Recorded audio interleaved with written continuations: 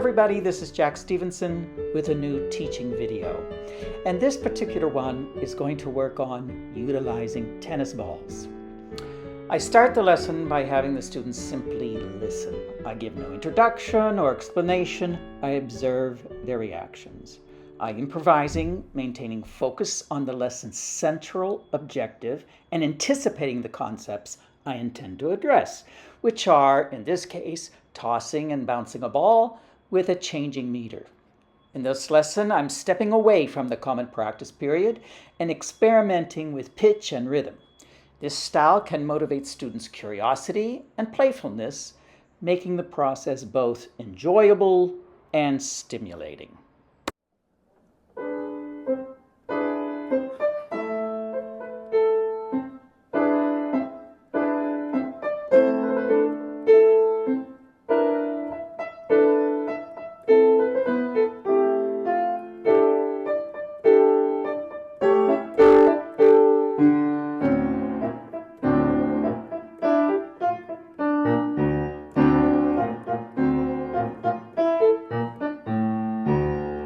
Hands. Now find different places to clap.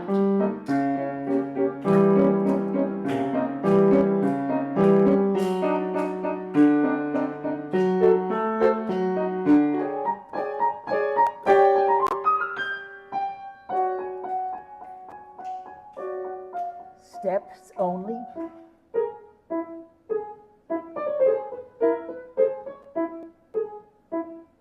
There we go. Very nice, very nice. You followed well with what we were doing. Now, let's say everybody take a ball. Okay, so if I'm playing up here,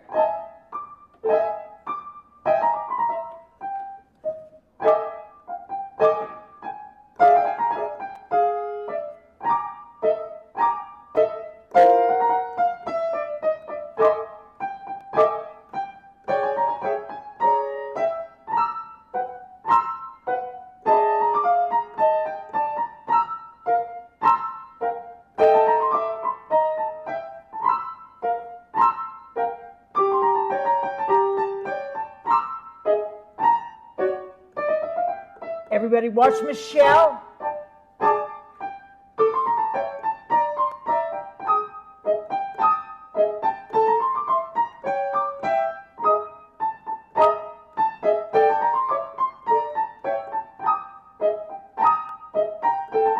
Now step with it and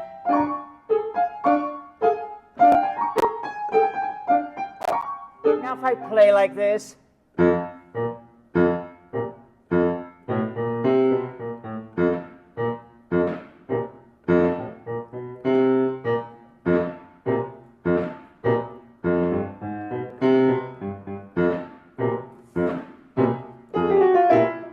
treble.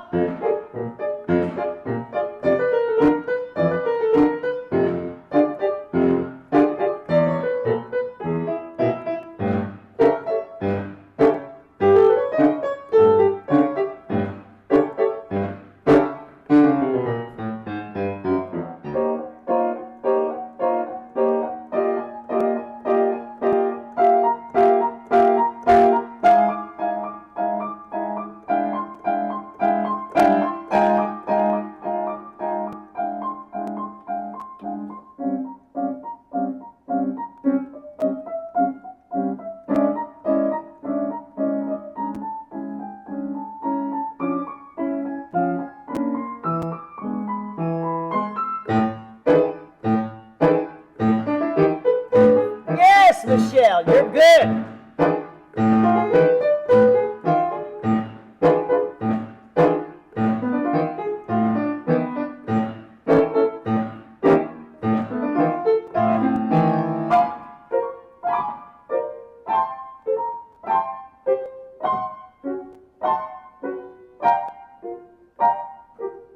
Now, you don't always have to walk. Sometimes you can just stop where you are if you feel like, this makes more sense to be in one place.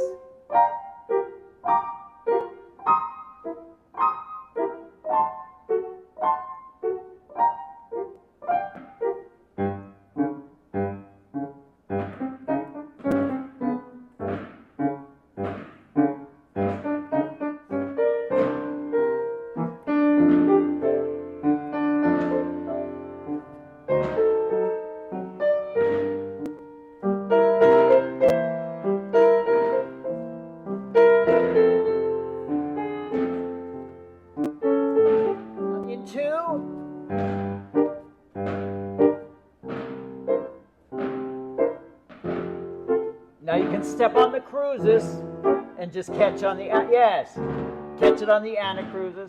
Step while you bounce. Step. 4.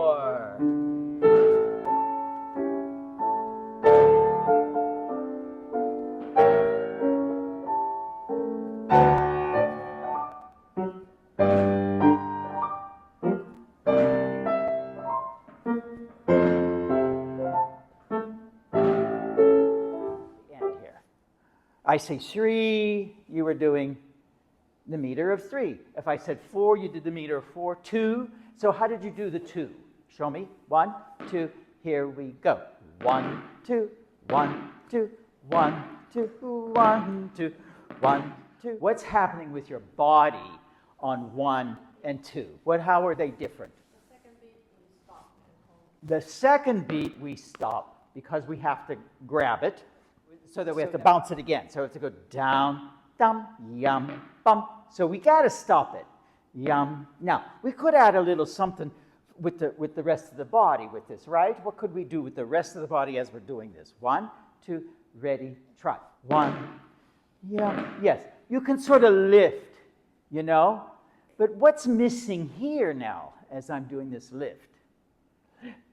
Well, what sensation are we getting here? What's the music that we're experiencing here? What part of the music are we experiencing with this lift? Watch. Yum-be, yum-be, yada, yada, yum-be, yum. I'm getting whum, whum, whum. So that's the cruises. You see, so my body is getting the cruises, okay? Is my body getting the beats yet? Yes. Because I'm tossing on 1 and I'm grabbing on 2. 1, 2. Oh! Here you see Michelle wants to show the second beat's duration, not prevent it from traveling. When bouncing the ball, the body becomes less involved and actually stops moving mid-beat, not experiencing the duration. 2. So the ball, okay, 1, 2. So take the ball away and do 1, 2, 1, 2, 1. Now look what your body's doing. 1, 2, 1, 2, 1, 2. You actually stop each time. 1, 2, 1, 2. And I go 1, 2, 1, 2, 1. What's the ball doing? So it's going down, and it gets here and goes 1, and then we grab it. Now try it this way. 1, 2, 1, 2, 1, 2, 2. Now what do you notice the ball doing? Because of gravity, you toss the ball, I guess we'll say toss. We toss the ball up, and gravity forces it down. So look at the top where it goes. 1, 1. Now, here, boom. Lift, fall. The ball changes direction, creating a new ictus and, in effect, a second beat. However, the ball falls faster under gravity and, therefore, out of time.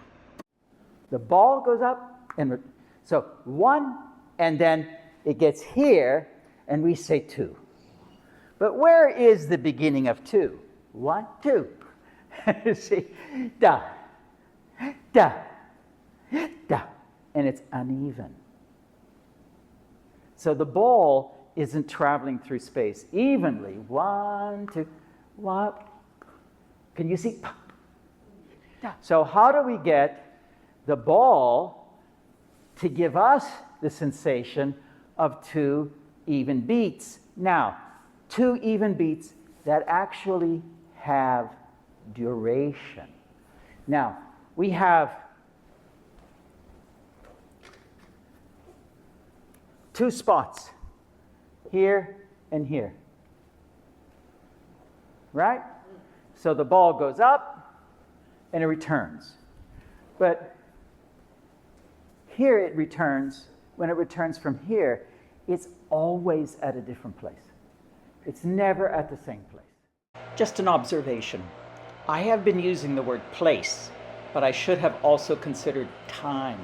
The moment when the ball returns, the anacrusic ictus, is never exactly the same because the force and energy used to toss the ball changes each time since we're human. This means the ball returns at a slightly different time on every throw. While we catch the ball on the second beat and say 2, the second beat has already started the instant the ball changed direction in midair. So the ball's timing and the music's beat are never in perfect sync when we toss or bounce it, highlighting the subtle complexities of their interaction. So the ball is actually the object that's traveling through space and returning home. But what our thing is, in Dalcroze's world, we must travel in space. We've got to do the space traveling, not the ball, because we're just watching it. And we're just standing there waiting. We're just really practically immobile. And everybody will tell you, this is wonderful exercise. 1, 2, 1. I'm doing 2 beats. 1, 2, 1. Yes, you're doing 2 beats. But you're not doing the distance between beats. This is what's not happening. This is what's missing. So how can we find that? Well, all we have to do is travel through space. No, I'm right. 2, 1, 2, 1, 2. Yes, so we are up on 1, and for 2, and then we can regulate this too by how we push against gravity and how we work with gravity as we descend. So our whole body, 1, 2, 1, 2, 1, 2, 1. You keep doing 1, 2, and we'll all compare. 1, 2, 1, 2, 1, 2, 1, 2, 1, 2, 2. So you can see right away me doing with the ball and you doing with your whole body, we're getting different experience. You're really experiencing the duration between the beats. With the ball, there's no way to do that. Why is the duration between the beats so important? Because that's really where the music lies.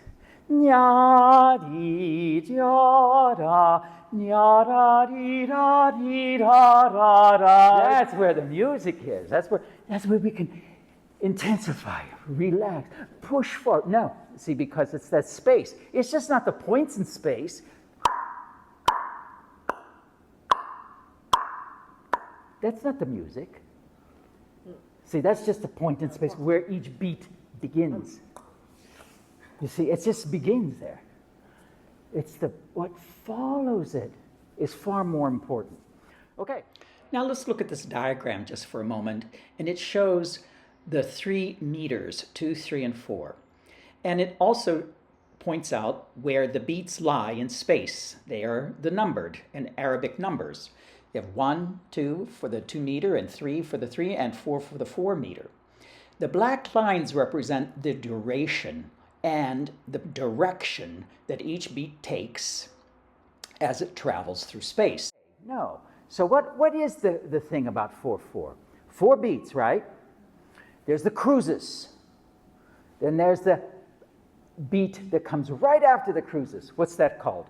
The post-cruisic metacruises. That means the post-cruisic. That means it's coming after. Now, what is the third beat of that measure? What is that all about? Well, that is preparing us for the anacrusis. So we have 1, 2, 3, 4. 1, 2, 3, 4. So this beat, if we go 6 beats, like we were doing this morning, watch. 1, 2, 3, 4. There it is. the 2 beats that precede the cruises. As soon as we get to 3, we have 2 beats that precede. Yes, 1, 2, fall. 1, 2, fall. 4, 1, 2. There it is again. 1, 2, 3. Now let's do 5. Ready? Here we go. And it's 1, 2, 3, 4, 5. 1, 2, 3, 4, 5. 1, 2, 3, 6, and 1, 2, 3, 4, 5, 6. 1, 2, 3, 4, 5, 6. 1, 2, 3, 4, 5, 6. Okay. Now, what do you notice? Each one has a different personality. Each beat has its own character. If it didn't, we wouldn't know where we were in the meter. Sit down on the floor. Okay. 1, 2, 3, 1, 1,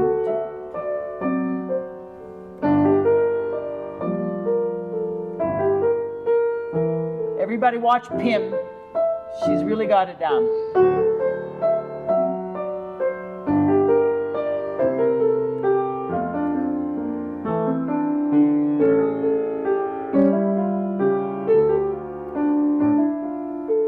Just lightly rolls from the top. Yes, Natalie, you got it. Nisha, yeah.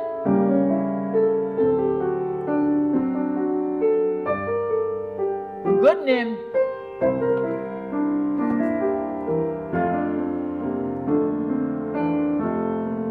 Two. There we go. Very good.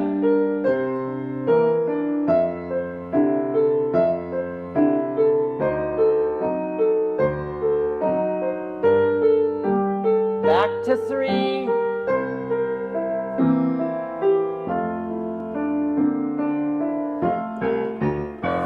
Okay, now that was very good. You guys controlled the ball very well. Let's go join together, and we're going to do the famous roll forward, and you roll back. You row forward, okay? This is the classic tennis ball activity designed to teach time, space, and energy. But it's only that from the ball's perspective. In other words, the ball is having all the fun because it's experiencing the continuous ebb and flow along a line, moving in time and space with force provided by the student. The force provided is called thrust, which the body generates to move an object. Thrust is a classic application of Newton's third law, which states that for every action, pushing the ball, there is an equal and opposite reaction, the air pushing back in the opposite direction. This mechanical action is used in athletic performance, for power, and in daily movement for stability. The use of force is taught extensively and in sports camps and training programs by experts who know how to manipulate tennis balls, baseballs, footballs, volleyballs, and basketballs to obtain goals and home runs. In the video, watch the students' movements as they manipulate the ball. They are often completely still. One slides her entire body back and forth to accommodate the ball's change in speed. Some can do it rather well because they intuitively understand how thrust works, and through practice, everyone can improve at the skill. Working with thrust is beneficial, and it looks great, but it's not the use of time, space, energy in the Dalcrozian sense. Our task must not be to watch the ball, but to become the ball. Here we go. Let's stick with that same tempo. And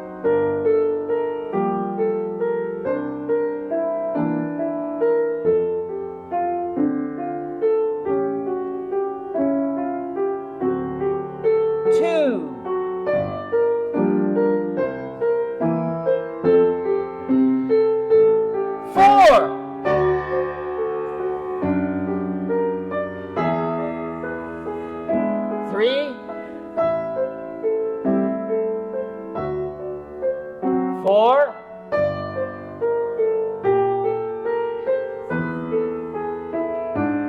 2,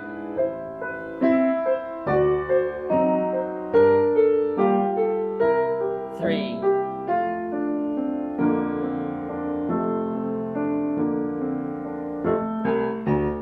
All right, now talk to me about what you really experienced, okay? What was the body sensing? Not what the ball was doing, because that's where everybody's attention goes. Which subject in the Eurhythmic subjects are we studying here? Is it time, space, energy? Yes? Space, because I need to roll the ball and not too fast and not too slow. That's right. Okay, so now are we changing the space, or are we keeping the space the same? The same. Same. So what kind of gestures are these? And what the ball is doing a specific gesture. You see, what's happened is that the ball's going at a certain rate of speed, going the same distance.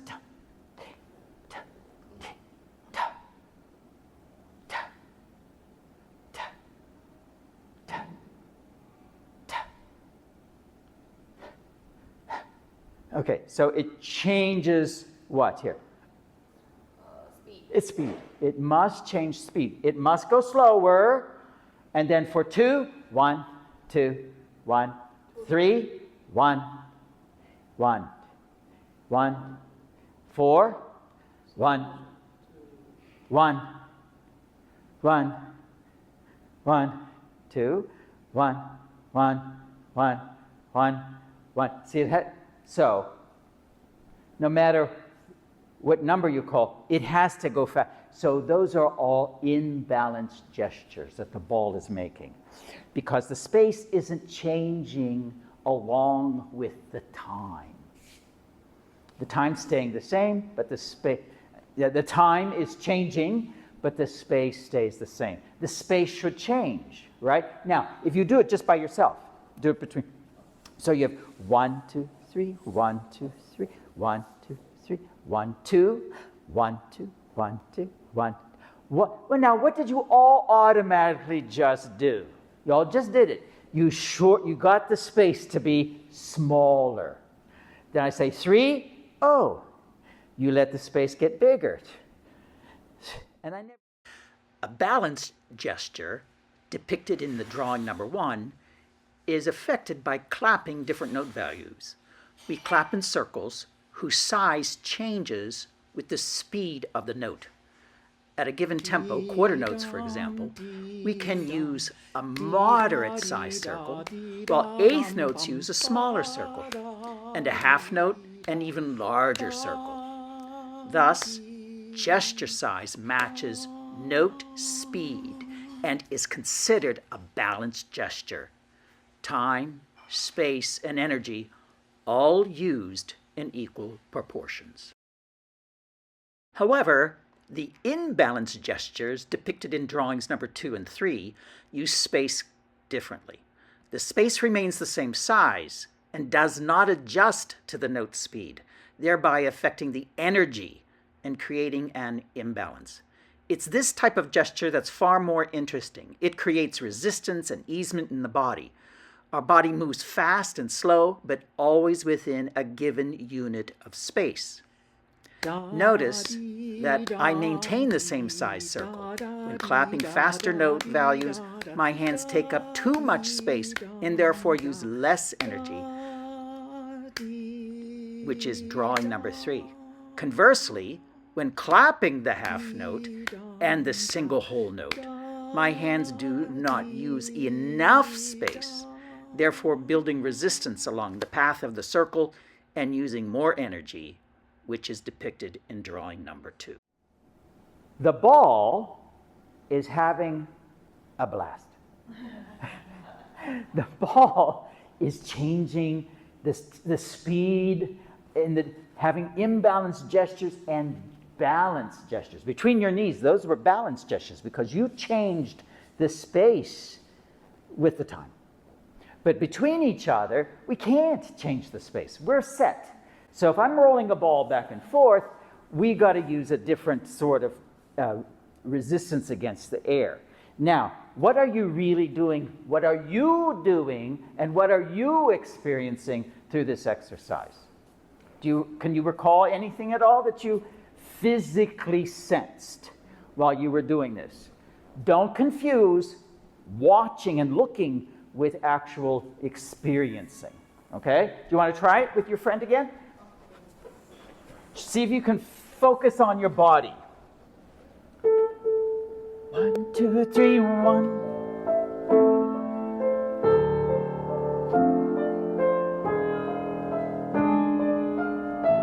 See, that looks beautiful.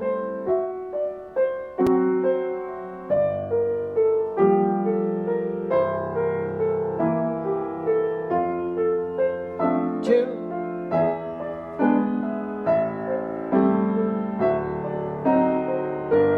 Three.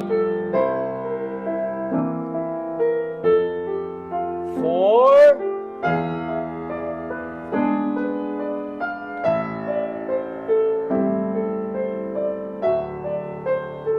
2.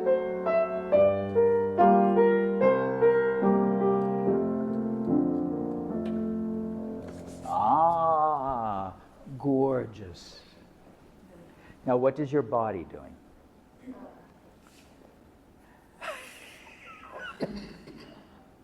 Practically nothing. Practically nothing. And if you were 10 years old, many of you would be running around finding the ball because somebody pushed it too hard. And it went. You guys are good, you see. You're really focusing your concentration. I got to push it. And so what is it that's happening? You're learning how to launch the ball. We need to be the ball, rolling forward and backward, backward and forward. That's who we need to be. And so as we dream up lessons, we got to dream up being the ball. You see what I'm saying? Not actually just using the ball. No, we need to be that ball. We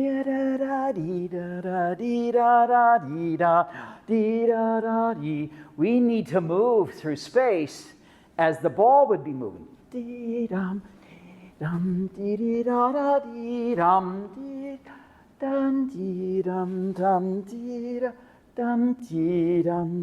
So why use the balls? Answer, anybody? Why? Where does the value come in? Michelle. More focus.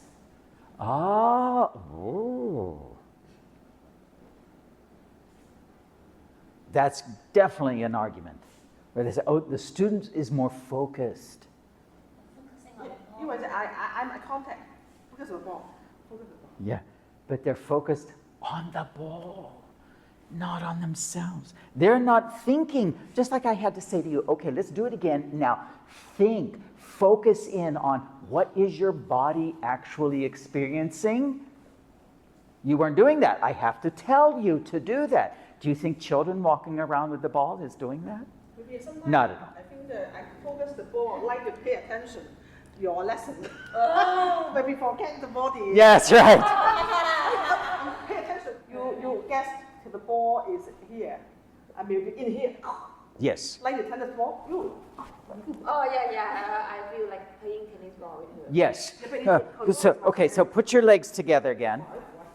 Okay. Now forget the ball, and you take her hands. Who could do it with me? Here. There we go. And then. Yan dun dun dee dun da 1 2 1 2 3 1. Now see, and I'm feeling her pull me back. I'm pulling her. She's pulling me, and we're getting also at the beginning of the pull. There's a stress, and it releases, and then it's a stress, release, stress, release. Now you could do it, of course. Yeah. So we can.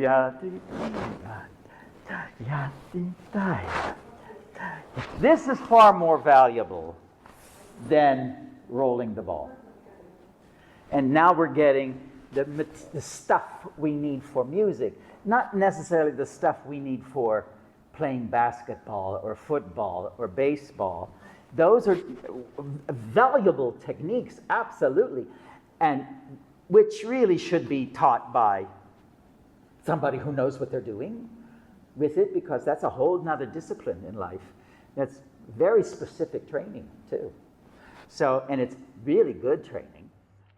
So this concludes our introduction to using tennis balls in the Eurhythmics classroom. There is more to come on this subject, so stay tuned.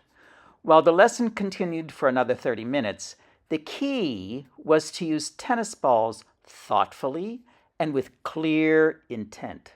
Try to understand the difference between the ball's movement and the body's action, and how this distinction helps students grasp the concept more deeply. Remember, when manipulating the ball, we gain more insight into thrust than into time-space energy. So try to keep the idea of becoming the ball clearly in mind as you prepare your lessons. Focus on the body and how it can become the music. Later in the series, I will return to the subject of tennis balls and cover the use of other materials such as scarves and sticks, and perhaps discuss how and when these devices came to be used in the Eurhythmics classroom. For now, be sure to like and share this video, and I'll see you next time on Teaching Live with Jaques Stevenson. Bye-bye.